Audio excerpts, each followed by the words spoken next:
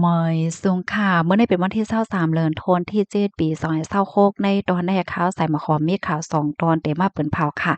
ก่อนตั้งเปิ้นได้แต่ก็เฮาขามาถ่วมด้วยสายงายเงาลายปางตึกวงกลางรัสเซียและตั้งยูเครนค่ะเนาะต่อป้อฮอดถึงกลางคืนวันที่22เดือนธันวาคมปี2026ในเตเลยว่าสายงายเงาลายวงกลางรัสเซียและตั้งยูเครนในนิ่มลงก้วยมก้าเหมือนหางเตอร์แฮงมาในตั้งฝ่ายยูเครนนั่นไลยกจั่นปางตึกปือตาเตียบแปดเส้นทางต่อส่งโลจิสติกในเพิ่มขึ้นมาเทียงเฮ็ดจังไหนไลส่งอันเป็นฟงโตรนในคาเข้ากว่าดีโฮงเก็บกลก้าตั้งขายอันใหญ่ที่ในเมืองราชาเนี่ยค่ะ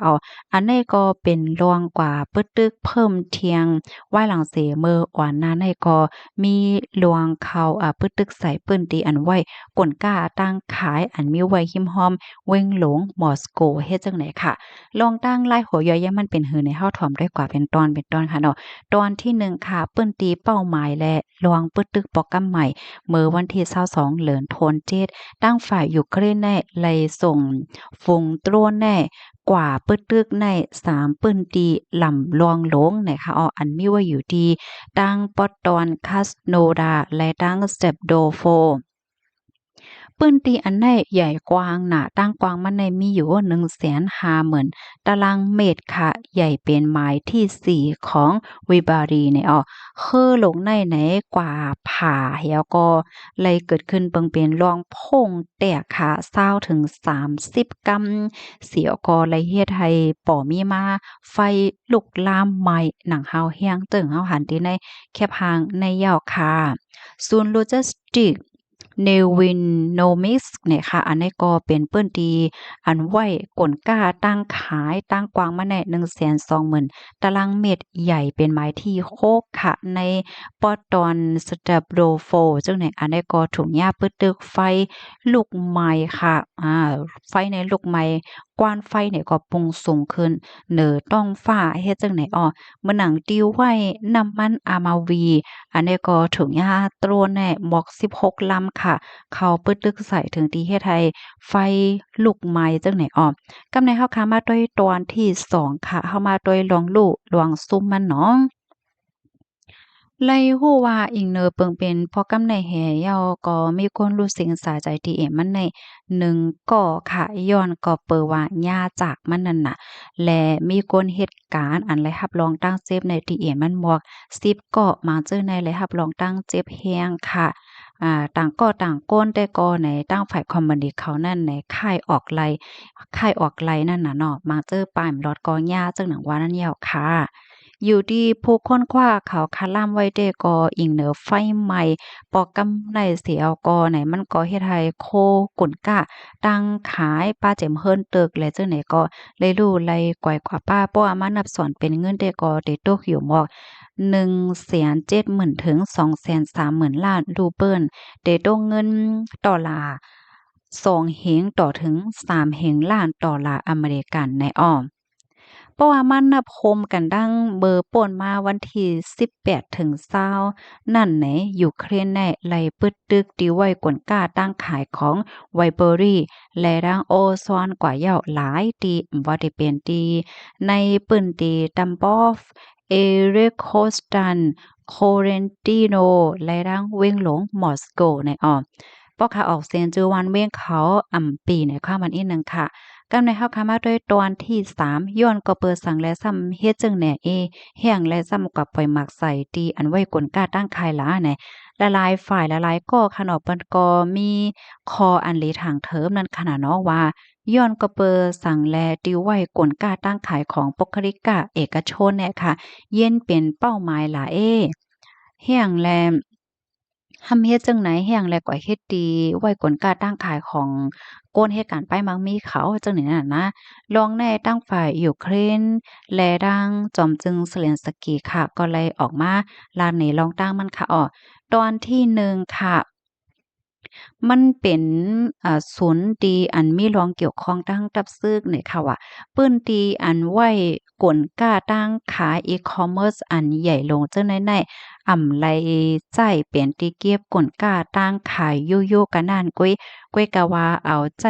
เป็นอันต่อส่งปันซึกของราชาในการเก็บเหี่ยวก็เปิ้นฮ้องว่าจั่งซี้เครื่องใจโคตือโคก้นว่าได้เป็นเครื่องใจโคตืออิเล็กทรอนิกส์เครื่องใจโคตือเกี่ยวกับไปลองโตรนเครื่องใจโคตือลวงเหตุการณ์เทคนิคโคมป้าถึงซื้อเฮหมากและดังโคซึกและจังไหนมันมีรองเกี่ยวข้องจังไหนป้าเนี่ยว่าที่2ในซ้ำ ยูเครนเขารัดว่ารัสเซียเขาในเขาแลใจเครือข่ายแนงสารโลจิสติกของปุคลิกะเอกชนเจ้าแนวค่ะในการเอาเข้าและส่งเครื่องใจโคดื้อเทคโนโลยีว่าสังว่าเฮ็ดจังเนี่ยส่งต่อกว่าดีโรงงานอันเฮ็ดหมากแหละเจ้าแน่ตอนที่3ในก็เป็นการหมี่ภัยเปิงการต่อส่งแลป้ายมักมีตั้งในของราชาให้มันกึดให้มันจึงเทิงจั่งใดป้อยอก็เปิดตาจันอันตับซึกเกียรติกังเพตั้งอากาศกังหาวของราชาเขาแน่ให้เขาไล่แผ่เอ็นเฮียงกว่าปักตาไปโดยปื้นตีก้นวันก้นเมืองอันตั้งในลึกกว่าตั้งในแผ่นลิ้นเลอเซเอาเอ็นเฮียงตั้งนำตั้งหลายแหวก็มาอยู่ตั้งนาเจ้านายให้ไหนออกกำในเฮาคามาถ่วมด้วยตั้งฝ่ายราชาก็ว่าจังหือแหนอยู่ดีพ้องหลงฝ่ายเกียรติแขค่ะเนาะออกมาลาดว่าเปิงเฮกังเพดังกลางหาวในไหนจางเฮกังและเฮ็ดให้และตรวนของยูเครนกว่าไร2ปาก42ล้ำเมื่อค่ำคืนวันที่21ถึงกลางเจ้าวันที่22ที่ป่นมาว่าไหนค่ะอ๋อค่ะพี่น้องเฮาค่ะถ่อมข่าวเงาโหแนวหันเถิงจังหือพองค่ะเพราะว่าเฮาค่ะมาโดยอันฝ่ายยูเครนเขาอันเขารัดกว่าเมื่อไกลแน่ลองตั้งที่อันเขาเฮ็ดก่อนได้แต่ก็ เปิดตาหมีไพ่ระวังการต่อส่งว่าสังว่าจังไหนในมันเจิงเทิงมันก็มันกึดปยอก็เปิดตาให้ราชาเขาในแผเอ็นเฮียงซึกเขาเอาข่มลมละลายตี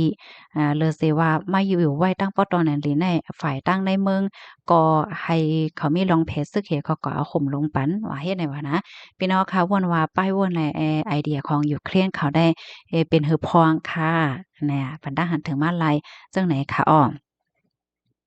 ลูกดีข่าวเงาโหในเสแลกำในเฮาค่ะมาถ่อมด้วยข่าวเงาเทียงตอนหนึ่งเนี่ยค่ะอ้อมาถ่อมด้วยข่าวเงาเกี่ยวกับเลยลองเมืองใต้ตับศึกใต้ค่ะ SSPP SSA ตอนสู้น้ำใจจุ่มก้นหนุ่มเลนแห้งปิดหมากหนังมื้อวันที่21เดือนธันวาคมที่7ปี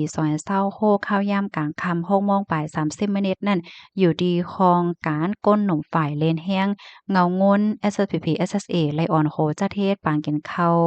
โฮมหมู่ฮับดอนจุ่มก้นหนุ่มนำค่ำอันมากเข้าโฮมปางเข้เขียงเลนแห้งปิดหมากหนังลอมตีเงางนวานให้นั่นสิ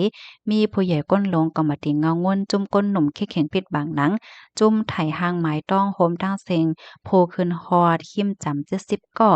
ตีในปางกินข้าวฮับดอนจุ่มก้นหนุ่มนั่นผู้ก้อนโฮงเฮ็นซึกเงาซึกเจ้าซึกหลงเสียงหานหมอกลาดขอความเปิดปางยินโจมเอากุ่งหมุนเหนอจุ่มก้นหนุ่มเจออันมาเลนแห้งปิดหมากนางเสตึกส่วนถึงจุ่มก้นหนุ่มตั้งเซงให้เลยหมอพร้อมเสียงเปี้ยงปากกันให้หมอเข้าออกกันให้หมอเปลี่ยนป่ายจ้อยเทียมกันเจียมเจิ้นให้อยู่ยาวไหว้เสเจ้าซึกลงแสงหานหมอกลาดคอความยาวกว่านั้นต่างโตก็มาตีเงางวนตั้งเสียงสีผู้ใหญ่ก้นหลงก็มาตีเงางวนเจ้าหนึ่งตอนสู้นำใจปันตีจุ่มก้นหนุ่มนำคำสู้เงิน1ปากเสียนและไหว้นั่นโพขึ้นฮอดตั้งเสียงอ่อนกันแต่ปางกินข้าวสุ่มหลีปางมวนซื้อห้องเพียงความกว่าอยู่ยาวปางแค่เข่งเล่นแห้งปิดหมากหนัง ลวงจำใจมืดกือจุ้มก้นหนุ่มนำค่ำแลจุ้มก้นหนุ่มเงาง่วนปาดีไม่สูงจึงใต้ตับซึกจึงใต้ในแลไล่แต่จะเทศมาเมื่อวันที่20เหลินโทนที่7ต่อถึงวันที่22 เสเยื่องอ่านอันไรจะเทศปังแค่แข็งเลนแห้งปิดหมักหนังลอมจอมกันในเปิดตาก้นหนุ่มในเมืองใต้บ่ได้มีลวงจำใจมืดกื้อกันให้หมอพร้อมเสียงเป๊กปากกันให้หมอเปลี่ยนปลายจ้อยเทียมกันเปิดตาลองป้ายอยู่หลีป้ายโตป้ายใจแก่นแข็งให้ก้างหยานพยายามเอากำเจ็มเจอในข้อมูลตอนในคาเลยเปิงอิงเอามาดีเพจ SPP Info ต่างไว้นะคะค่ะอันนี้ก็เป็นอันจมจ้อมค่ะเนาะก้นหนุ่มปิดหมากหนังอาก้นหนุ่มนำคำเนี่ยค่ะเนาะ ไล่สู้เงิน1ปากแสนโอ้โฮ1ปากแสนในสวนวานนำค่ะเนาะก็เป็นรองต้งหนึ่งตีหลีค่ะเนาะจมจ้อมเลยค่ะนะค่ะรับถอมยอหันเถินจึงคือปันดาหันถึงมาแลยค่ะหมอยสูงค่ะ